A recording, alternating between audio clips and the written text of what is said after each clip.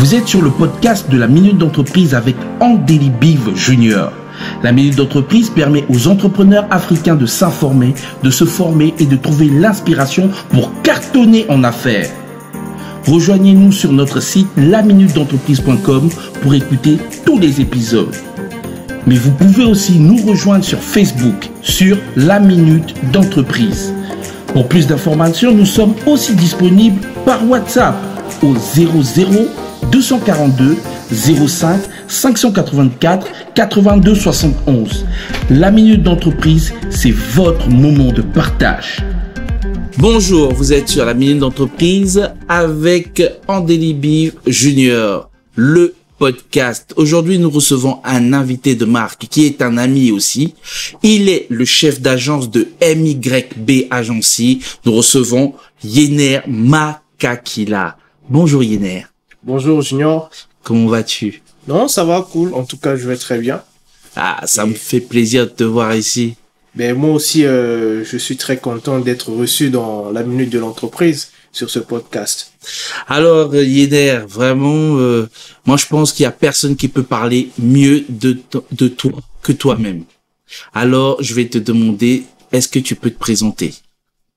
Alors, je suis Yener Makakila, premier né d'une famille de 4 enfants, dont je suis l'aîné, et j'ai 2 sœurs et un petit frère. Alors, chef d'agence de MYB Agency et cofondateur de l'agence. Alors, MYB Agency, je suis entrepreneur depuis, je peux dire, depuis 2001. Et concrètement, j'ai concrétisé l'entreprise en 2014 plutôt. Et donc, ça me fait 5 ans ou 6 ans qu'on est dans le game, quoi. Ah, 5 ans, oui, c'est possible. Oui. Avant, on disait que c'était Odonou Yannick, mais il n'est plus le seul. Il est rattrapé par Yener. 6 ans, c'est encore mieux. Ah, ouais, exactement. Et donc, voilà, je suis entrepreneur, infographiste, développeur web, et puis un passionné du digital. Et passionné. donc, MYB aujourd'hui, qui est une agence spécialisée dans la communication, papier et digital. Nous travaillons avec des entreprises de la place pour leur fournir le meilleur de tout ce qui est de la communication digitale et la communication physique sur les différents supports de communication. Magnifique. Alors, super que tu nous aies parlé de ton entreprise, mais moi, j'aimerais savoir, c'est comment c'est arrivé, comment t'en es arrivé là, comment t'en es arrivé à délaisser le sacré salariat ou pour venir en entrepreneuriat. Tu n'as pas voulu être engagé à la fonction publique? Des rires, mais bon, en tout cas, être engagé à la fonction publique, je ne dirais pas que c'est tombé comme ça, mais je rends grâce déjà premièrement à Dieu de l'opportunité que m'ont offert mes parents d'aller étudier un peu dans 2 différents pays qui ont beaucoup forgé mon mental. D'accord. Afin de pouvoir se lancer. Donc notamment j'étais au Cameroun, j'ai fait une licence en génie informatique et après je suis parti au Ghana où j'ai fait une spécialité, notamment avec un certificat Cisco que j'ai passé et puis un certificat Microsoft. Wow. Donc je suis gestionnaire, administrateur réseau et puis gestionnaire du système d'information et notamment avec la gestion de serveurs 2008 que j'ai passé à Accra.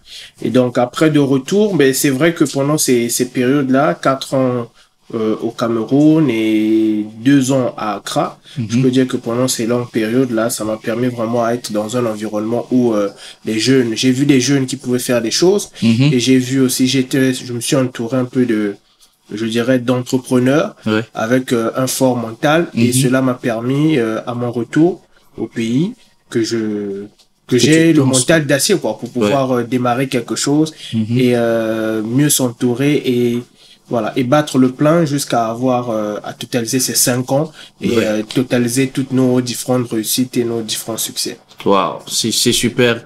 Mais la réaction des proches dans tout ça, la réaction des parents, tu arrives, tu viens avec ce bagage, ils t'ont envoyé pour prendre de l'intelligence, ils ont payé de l'argent, que tu arrives, que tu leur dises bon mais d'accord, moi je vais me lancer en entrepreneuriat, t'as dû le dire quand même. Moi je vais me lancer en entrepreneuriat. Est-ce qu'ils se sont pas dit non mais ça c'est de la perte de temps, nous on veut te voir à Total. En fait même pour ceux qui m'écoutent et qui me connaissent, et je pense que ça serait l'occasion aussi de partager cela. En fait, comment est-ce que je me retrouve au Congo? C'est parce que quand je suis à Accra, et donc je passe un entretien vidéo avec une grosse boîte de la place, et dont le responsable informatique me recommande de passer les différentes certifications, dans la certification Cisco et puis la certification Microsoft. Alors, je fais d'un premier coup la certification Cisco. Je manque pour la première fois, ben je le recontacte, je lui dis que j'ai manqué, on a perdu $600 pour l'examen, plus c'est un examen international. Donc il faut reprendre l'examen. Il me recommande de reprendre l'examen. Donc je repasse pour la deuxième fois et je succède. Donc je valide l'examen. Et après, il me demande de faire Microsoft. Et donc, je vais m'inscrire à NIT, qui est une école indienne, pour pouvoir faire la formation sur gestion de serveurs. Et après, passer l'examen Microsoft. Et donc, je m'inscris à cette formation. Et dès que je finis, je te jure, dès que j'ai passé l'examen, alors l'examen Microsoft était en 5 modules. Donc, il fallait passer le premier examen, $200. Tu passes le deuxième examen, $200. Tu passes le troisième, jusqu'à valider les 5 modules. Et quand je valide les 5 modules, il me dit, passe-moi les codes d'identifiant pour vérifier si seulement si tu as réellement passé ces examens. Et donc, je lui communique mes codes. Il vérifie chez Cisco et chez Microsoft. On lui confirme bel et bien que j'ai validé mes examens. Et donc, il me dit, tu n'as que 3 ou 4 jours et puis tu rentres au pays. Tu viens travailler. Et c'est comme ça que je me retrouve donc en train de quitter Accra pour me rendre. Et j'ai toujours bonne mémoire. Je quitte Accra un 14 février et je suis arrivé à Pointe-Noire le 16 parce que j'ai fait... Tu as brisé le cœur de cette Ghanéenne. Le 14 février, tu décides de la laisser dans son pays pour revenir chez toi, ou tu me dis que tu l'as emmenée. Non, de toi à moi, confidence. Confidence, ben on avait fait le trajet d'Accra pour Lomé dans le bus. Et elle pleurait le 14. Elle pleurait dans le bus. Sérieux. Et c'est à Lomé qu'elle est restée. Et puis moi, j'ai pris le vol pour Pointe-Noire. Sacré Saint-Valentin. Il en a fait des victimes. Et donc, quand je me retrouve donc le 16 février ici à Pointe-Noire, je me dis que ben voilà, je suis là à Pointe-Noire, je vais voir mon responsable, il me dit ben c'est bien et tout. Vraiment dans la tête, j'avais l'idée que voilà, j'intègre au moins le top 3 des entreprises les plus convoitées par tous les jeunes. Et donc c'est une grosse boîte où on m'attendait et puis voilà, et je suis très content. Ben c'est là où a commencé le grand chemin. De reviens plus tard, viens me voir dans un mois, viens me voir dans une semaine. Le chapelet. Voilà, donc on m'a fait compter le chapelet, reviens dans une semaine, reviens dans un mois, reviens. Bon, tiens, ces livres, attends, le chef n'est pas là, il va décider. Et c'est comme ça, j'ai fait 3 mois à la maison, 4 mois, 5 mois, 6 mois. Je me suis dit, bon, mais là, à 6 mois, je vais pas continuer comme ça. Et je demande juste à ma maman de me payer une connexion Internet pour moi avoir Internet à la maison. Et je commence à faire mes longues nuits. Vraiment, pour mes frères et mes sœurs, ils savent très bien que pendant cette période-là, j'ai fait, je crois, 5 ou 6 mois où je commençais mon travail devant mon PC vers les 22h, 23h. J'y passais toute la nuit. Eux, ils dormaient, ils se réveillaient le matin pour aller à l'école, ils me trouvaient là. Et à 9h, 8h, j'entrais dans la chambre pour dormir, me réveiller vers 13h, 14h. Les longues nuits de l'entrepreneur. Ben, voilà, ces longues nuits-là, pendant toute cette période, et tu sais que, comme je faisais beaucoup du YouTube, je me formais sur YouTube, donc pour avoir une bonne passante, il fallait attendre la nuit, avec les bons forfaits, de minuit 6h. Les forfaits de ce temps-là, c'est un cauchemar. Voilà, et donc, j'ai commencé comme ça à passer du temps chaque nuit à me forger, voir ce qu'il y a à faire, ce que je dois faire. Parce qu'en fait, moi, je conseille beaucoup à tous les jeunes entrepreneurs ou à tous ceux qui veulent vraiment se lancer d'apprendre en fait le mode d'emploi d'un business. C'est très important et c'est très capital.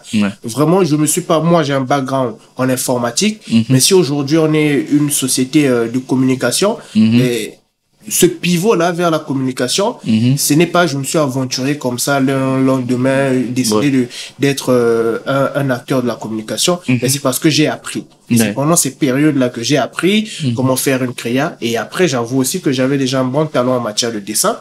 Et donc, je faisais déjà très bien le dessin. Et c'est comme ça que je me suis retrouvé dans la communication. Bah, c'est tout à fait honorable. Et effectivement, c'est comme il vient de vous dire, il y a une question de formation. Il y a une question de formation à la base. C'est pas d'aller dans les grandes écoles, mais on prend le temps, on prend un peu de moyens pour aller sur Internet, pour faire les bonnes recherches, pour avoir le bon contenu par rapport à ce qu'on est en train de vouloir faire. Et on apprend. Parce que on ne finit jamais d'apprendre. Même avec un bac plus 8, vous apprendrez toujours. Aujourd'hui, il y a des vieux, il y a même des jeunes, qui sont partis apprendre des métiers et aujourd'hui, ils arrivent toujours pas à avoir un emploi. Mais est-ce qu'ils doivent pleurer? Est-ce que on doit aller s'enterrer chez soi parce que on n'a pas le bon diplôme pour te donner le bon emploi? Non. Non. Il faut se former, il faut repartir, le net est ouvert pour tout le monde et vous allez en profiter. Alors, c'est bien, tu t'es formé, tu as décidé d'aller dans la jungle. Dans la jungle, il fallait trouver de quoi manger. Trouver de quoi manger, moi quand je dis trouver de quoi manger, ce sont les clients. Exactement. C'est, je pense, le socle, la base pour pouvoir monter plus haut. Si on n'a pas de clients, il n'y a pas d'entreprise. Exactement. Comment tu as fait pour dénicher tes premiers clients, sachant, bien sûr, que dans le domaine d'activité là où tu étais, il y avait des colosses, mais en tout cas des colosses, parce que ce que je sais, en matière d'imprimerie, en matière de communication, il y a des colosses sur le terrain. Comment tu as fait toi pour pouvoir dénicher tes premiers clients? Alors, les premiers clients, je veux revenir sur une expérience, je pense, qui serait profitable et louable pour ceux qui nous écoutent. C'était premièrement déjà, j'ai identifié ces colosses. Moi, j'étais nouveau sur le marché. Ma force était la création. Donc, la qualité en matière de création. Mais je ne pouvais pas imprimer parce que je n'en avais pas les moyens, je n'avais pas une unité d'impression ou d'imprimerie. Et qu'est-ce que j'ai fait? J'ai identifié les 3 meilleurs de la ville. Je suis parti vers eux. Je les ai d'abord adressé un courrier. Je suis parti vers eux. Je leur ai dit que moi, je peux être un rapporteur d'affaires. C'est-à-dire, je suis un infographiste. Donc, on a monté une boîte de communication, mais qui est spécialisée dans le design et la conception des supports de com. Mais nous voulons être référencés chez vous comme imprimeur afin de venir imprimer nos supports de com pour nos clients ou d'orienter nos clients vers vous. Vraiment, sur les 4 que j'avais sélectionnés, 3 m'ont reçu à bras ouverts. Notamment IPC, notamment Xerox et notamment Studio Indigo. Ça, je le cache pas, je le dis. Et je les ai écrits. Et après, qu'est-ce que j'ai fait? Ben, au début, tout ce que je concevais, je partais imprimer chez eux. Tout ce que je concevais, je partais imprimer chez eux. Voilà, et ça, et après, au bout du temps, qu'est-ce que j'ai fait? J'ai appris, j'ai même passé après par la suite, lors des périodes de grande tension, par exemple en matière d'imprimerie, donc notamment quand est arrivée la période des élections, quand est arrivée la période de fin d'année, chez IPC on a passé les stages, c'est-à-dire ils nous reprenaient comme employés temporaires pendant une période pour essayer d'évacuer le travail. Et pendant ces périodes, nous qu'est-ce qu'on a fait? On a appris la post-production, la post-création. On a vu quel était le matériel nécessaire. Voilà, on faisait ce qu'on faisait, donc c'était vraiment, on était en mode sniper, malgré qu'on était là pour pouvoir évacuer le travail, mais j'étais là en mode sniper pour voir quel est le bon matériel, l'équipement nécessaire et faire des recherches, comment s'en en procurer. Et c'est comme ça par la suite, on est arrivé aujourd'hui, on peut imprimer nos supports par nous-mêmes et voilà. Mais oui, mais tout ça là, c'est beau et c'est louable, mais aujourd'hui, lorsque on voit la liste des entreprises qui te font confiance, en tant que tu es une PE, tu es une petite entreprise. Dans un marché, il y a autant de colosses.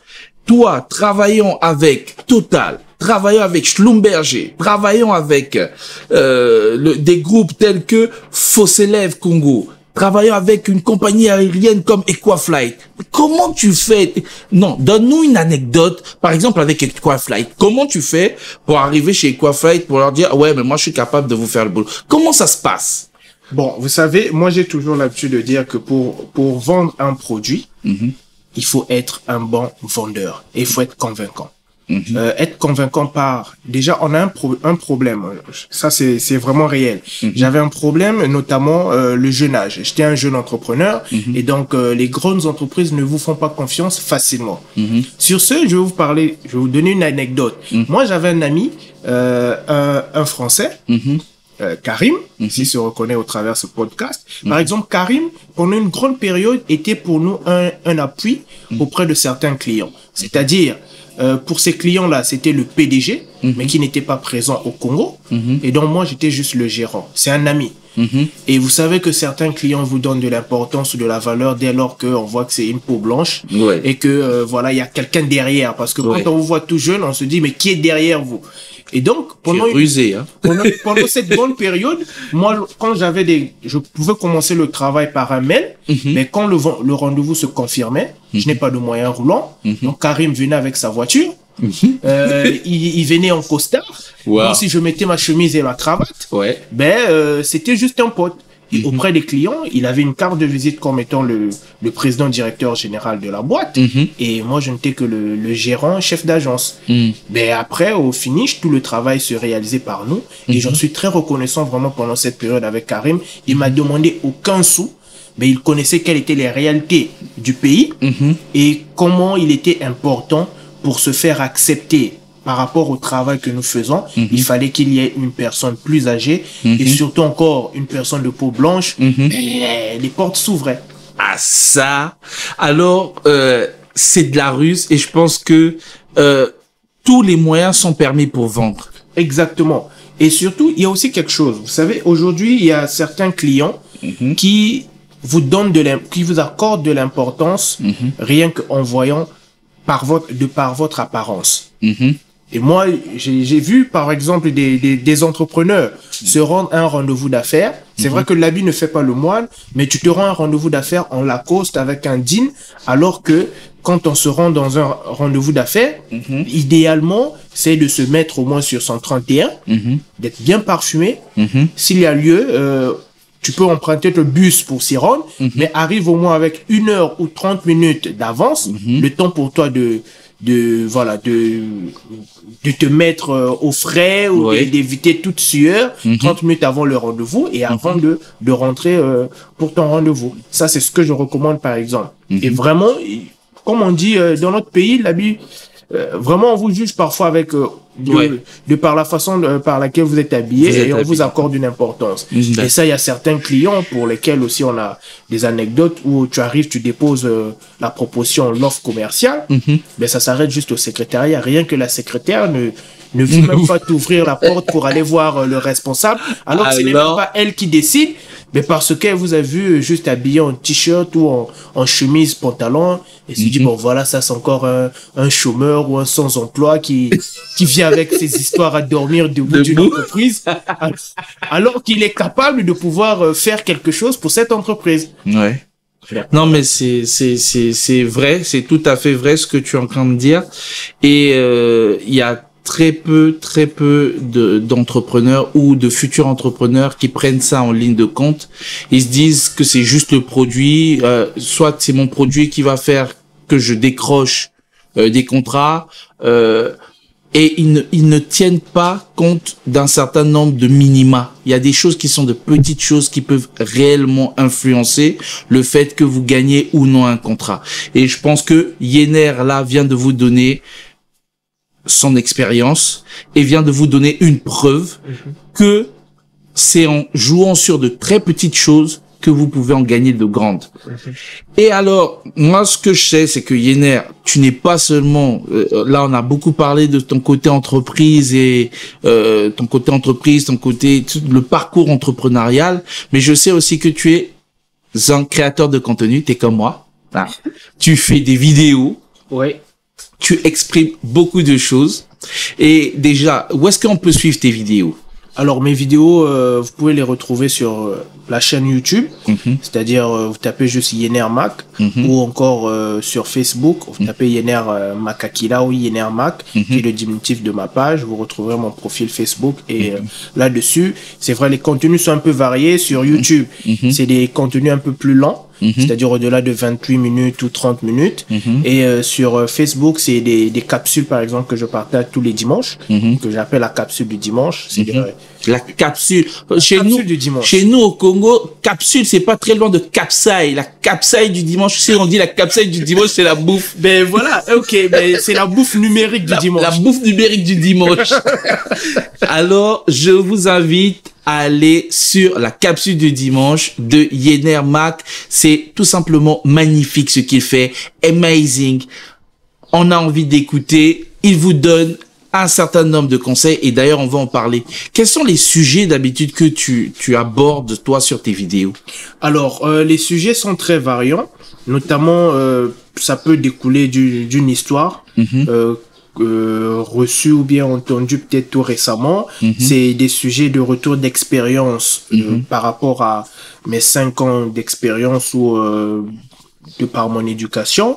Ça peut aussi être des sujets, je n'aime pas trop rentrer dans tout ce qui est à la une, par exemple, ça je ne le fais pas, mais c'est beaucoup plus des thématiques en fait qui est orienté business, orienté entrepreneuriat, orienté vie d'entreprise ou vie sociale, et puis orienté, je dirais, société. D'accord. Fait de société.